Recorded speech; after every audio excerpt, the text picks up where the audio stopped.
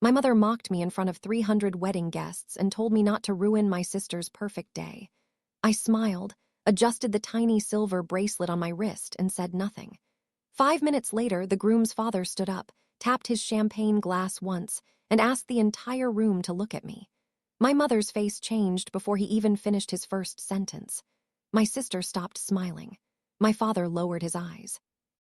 And for the first time in my life, my family finally understood that silence does not always mean weakness. Sometimes, silence means you already know how the story ends.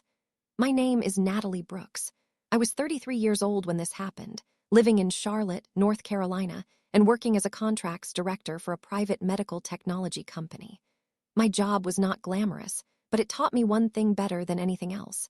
People always reveal themselves in writing. Emails, invoices, agreements, signatures, payment records, calendar invites, text messages. Everyone thinks their words disappear after the moment passes, but they do not.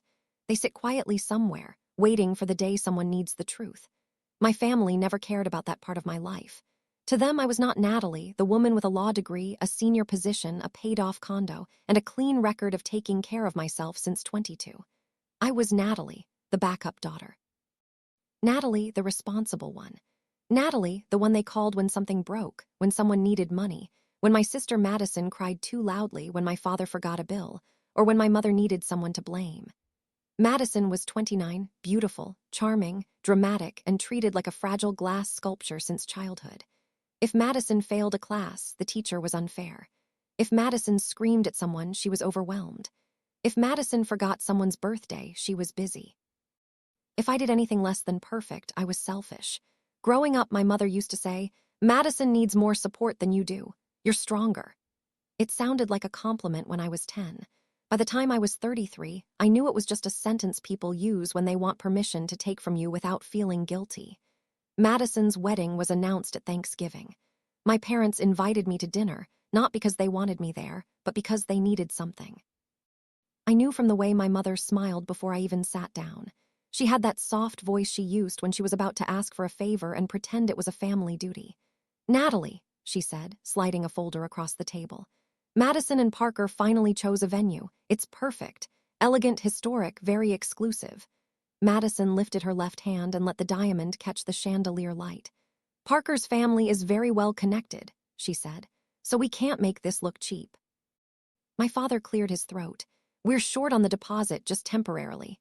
I looked at the folder. $42,000, non-refundable, due in 72 hours. I closed the folder and pushed it back. "No." Madison blinked like she had never heard the word before. My mother's smile tightened. "No, no," I repeated. "I'm not paying the deposit for Madison's wedding."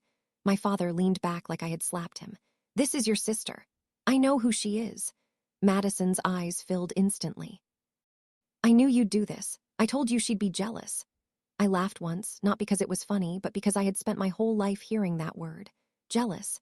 If I did not hand Madison my graduation gift money, I was jealous. If I did not drive 3 hours to help her move out of an apartment she had destroyed, I was jealous. If I did not smile while my mother praised her for things I had done first, I was jealous. My mother's voice dropped. "Natalie, don't start drama. Your sister is getting married. This is not about you. Then stop asking me to pay for it." The room went cold after that. My father said nothing. Madison wiped tears that were not falling. My mother stood up and said, "Fine, we'll remember this." And they did. For 6 months, they remembered it every chance they got. I was not invited to the engagement dinner. Then I was told it was an accident. I was not included in bridesmaid photos. Then Madison said the dresses were already ordered. My mother called me 2 weeks before the wedding and said, "You can come, but please don't make this uncomfortable." "How would I do that?" I asked. She sighed. "By acting like people owe you attention." I almost hung up, but I wanted to hear how far she would go. "You'll be seated with some family friends near the back. Madison doesn't want tension at the front tables. I'm her sister, and this is her wedding." I stayed quiet. That silence irritated my mother more than yelling ever could. "Also," she added, "please wear something simple, nothing that draws attention. You know how you can look when you try too hard." I looked down at the navy dress hanging on my closet door, the one I had bought for myself after closing the biggest contract of my career. "I'll wear what I own," I said. "Natalie. Good night, Mom." By then, I had already decided I would attend the wedding, not because Madison deserved my presence, not because my parents deserved peace. I was going because 3 months earlier, a man named Richard Hale had called my office. Richard was Parker's father. Parker was Madison's fiancé. Richard Hale was a retired federal judge who now sat on the board of several medical foundations. He was polite, careful, and very direct. "Ms. Brooks," he said, "I apologize for reaching out through professional channels, but your name appeared in a sponsorship file connected to my son's wedding venue." I sat up straight. "My name?" "Yes. A vendor packet lists you as the private sponsor covering several event costs." I said nothing for a moment. "Could you send that file to my business email?" He did. The file contained my name, my company title, and a false statement claiming I had agreed to contribute financially to Madison and Parker's wedding as a family gift. There was no signature, but there was a line that said confirmation pending. Attached was a message from my mother to the venue coordinator. It said, "My daughter Natalie is difficult, but she always comes through. Please continue the arrangements. She has the funds." I read that line 3 times. "My daughter Natalie is difficult, but she always comes through." I felt something inside me go very still. Richard asked if I wanted him to confront Parker. I told him no. "Not yet," I said. "I need to understand how far this went." Over the next 2 weeks, I gathered everything. I requested copies from the venue. I called the florist, the photographer, and the private dining company. Each one had heard some version of the same lie. Natalie was paying. Natalie was difficult. Natalie had approved it. Natalie would settle the balance closer to the wedding. My mother had not forged my signature, but she had built an entire wedding budget on the assumption that shame would make me pay. When the vendors began to worry, she told them my job made me slow with paperwork. When they pushed harder, she gave them my work email and old phone number. When Richard Hale got copied on one message, he noticed my company name and called me directly. That call saved me from walking blindly into another family trap. I did not explode. I did not call my mother. I did not text Madison. I simply sent one email to every vendor with Richard Hale copied. "For clarity, I have not agreed to sponsor, fund, guarantee, or reimburse any expense connected to the Brooks Hale wedding. Any representation that I have done so is false." Then I attached the documents my mother had sent and asked for all future communication to be in writing. The venue manager replied within 8 minutes. The photographer replied within 20. The florist called me personally and said, "I am so sorry. We were told you were the difficult sister who handled finances." I thanked her and said, "I know." Richard Hale called me that evening. "Ms. Brooks," he said, "my son does not know any of this." "I believe you. My wife and I would like to handle the remaining balance ourselves and keep the wedding moving, but I also think your family owes you the truth." "They won't give it to me privately," I said. He was quiet for a second. "Then maybe they should be asked publicly." I did not answer. He did not pressure me. "You decide how much you want said," he told me. "I will not embarrass you, but I will not allow your family to use your name in my family's presence." That was the first time in years an older person said something protective to me without asking for anything in return. The wedding was held at a restored estate outside Asheville. White roses, gold chairs, string quartet, champagne tower, everything Madison had always wanted. I arrived alone 30 minutes before the ceremony. My navy dress was simple, elegant, and exactly the kind of dress my mother would hate because it did not look apologetic. At the entrance, a young coordinator checked the list and frowned. "Natalie Brooks?" she asked. "Yes." She scanned the seating chart. "You're at table 22. I saw the map. Table 22 was behind a decorative column near the hallway to the restrooms. My parents were at table 1. Madison's friends were at table 2. Distant cousins I barely knew were closer to the dance floor than I was. I smiled. "Perfect." The coordinator looked embarrassed. "I can ask someone if this is correct." "No need." I walked to the ceremony lawn and sat quietly in the back row. My mother spotted me after 2 minutes. She crossed the grass with the tight smile of a woman trying to look graceful while carrying a knife behind her back. "Natalie," she whispered, "you came." I was invited. Her eyes moved over my dress. "That's a little formal, don't you think? For a wedding," her smile twitched. "Please don't be difficult today." "I won't be." "Madison is nervous. She doesn't need your energy." "Then why are you standing here talking to me?" For 1 second, the mask slipped. Her eyes sharpened. "Because someone has to remind you this day is not about you." I looked past her toward the front, where Madison was posing near the arch, laughing with her bridesmaids. "I know exactly who this day is about," I said. My mother leaned closer. "Good, then stay quiet, sit where we put you, and don't ruin her day." I almost smiled. I wasn't planning to. She walked away satisfied because she thought she had won the first round. What she did not know was that I was not there to fight rounds. I was there to watch the truth arrive on schedule. The ceremony was beautiful in the way expensive things can be beautiful even when the people inside them are rotten. Madison cried at the perfect moment. Parker looked genuinely happy, and for that, I felt a strange kind of sadness. He seemed kind. Maybe naive, maybe sheltered, but kind. I wondered if Madison had told him what kind of family he was marrying into, or if she had dressed us up the same way she dressed herself, hiding every crack under lace and perfume. When the officiant pronounced them husband and wife, everyone clapped. My father cried. My mother dabbed her eyes with a handkerchief and looked around to make sure people saw. I clapped too. Not loudly, not bitterly, just enough. During cocktail hour, I stood near a stone wall with a glass of sparkling water and watched my family perform happiness. Madison floated through the room like a queen collecting worship. My parents introduced themselves to Parker's relatives with the bright desperation of people trying to look wealthier than they were.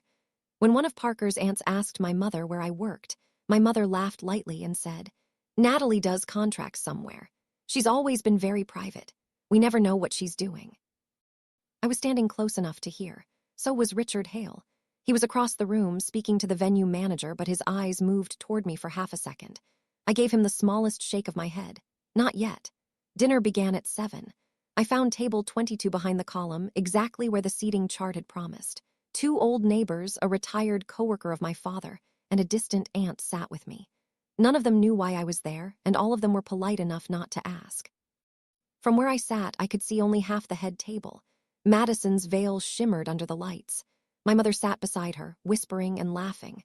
My father raised his glass every time someone looked his way. Halfway through dinner, Madison noticed me.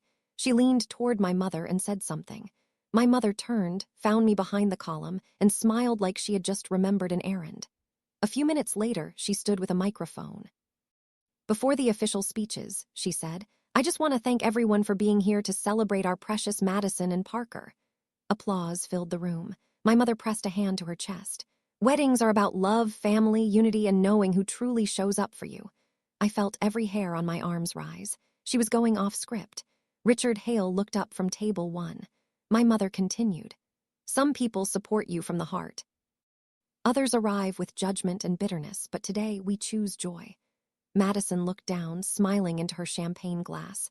My father did not look at me. My mother turned slightly toward my hidden table. "Madison has always been a light in this family, and as her mother, I refuse to let anyone dim that light. So to anyone here carrying resentment, I say this with love. Do not ruin her day." The room shifted. Not everyone knew she meant me, but enough people followed her eyes. A cousin turned in his chair. One bridesmaid whispered. My old aunt at my table froze with her fork halfway to her mouth. My mother smiled wider. "Some people need to learn that being family means giving without keeping score." Madison laughed softly. That laugh did something to me, not because it hurt. The hurt was old. It was almost boring by then. It did something because it confirmed what I had known since Thanksgiving. They were not ashamed. They were angry that I had not paid. My mother lowered the microphone, but Madison reached for it. "Mom," she said with a giggle, "don't start." Then she looked toward the back of the room and added, loud enough for the microphone to catch it, "Natalie might send us an invoice for breathing her air." People laughed, not everyone, but enough. My mother laughed too. "Be kind," she said theatrically. "Your sister is sensitive." That was the moment Richard Hale stood up. No drama, no shouting, no angry gesture. He simply rose from his chair, buttoned his jacket, and extended one hand toward the microphone. My mother blinked. "Oh, Richard, of course." She thought he wanted to praise the couple. He took the microphone gently and turned toward the room. "Thank you, Elaine," he said. His voice was calm, practiced, and impossible to ignore.